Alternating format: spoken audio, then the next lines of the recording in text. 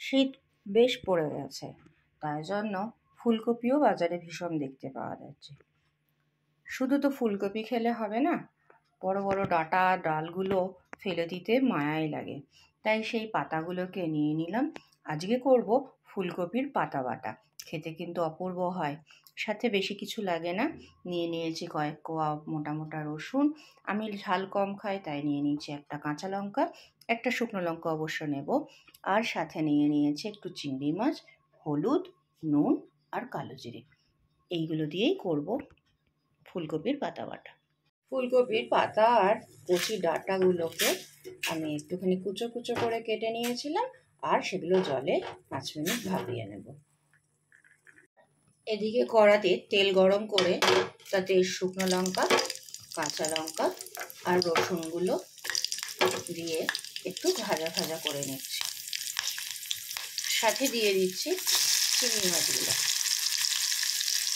Just হালকা একটু নাড়াচাড়া করে নেব।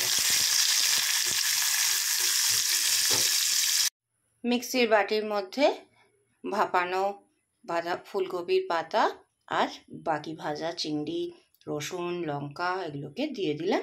এবার এটার একটা মিহি পেস্ট করে নেব। চিংড়ি মাছ ভাজা তেলটাতে একটু কালো জিরে দিয়ে দিলাম, আর নাড়াতেই তার মধ্যে দিয়ে দিলাম বেটে রাখা এই ফুলকপির ডাঁটা আর পাতা। ডাঁটা নেই, পাতাটাই বেশি, সেটাও দিয়ে দিলাম।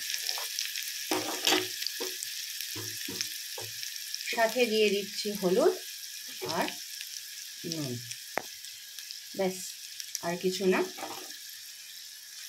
মিক্সিতে যদি অনেকটা লেগে থাকে তাহলে অল্প একটু সেটাকে জলে ঘুরিয়ে দিয়ে দেবে, আর তারপর এটাকেই ভাজা ভাজা করতে থাকবে। যখন তেল ছেড়ে আসবে তাহলেই রেডি হয়ে যাবে।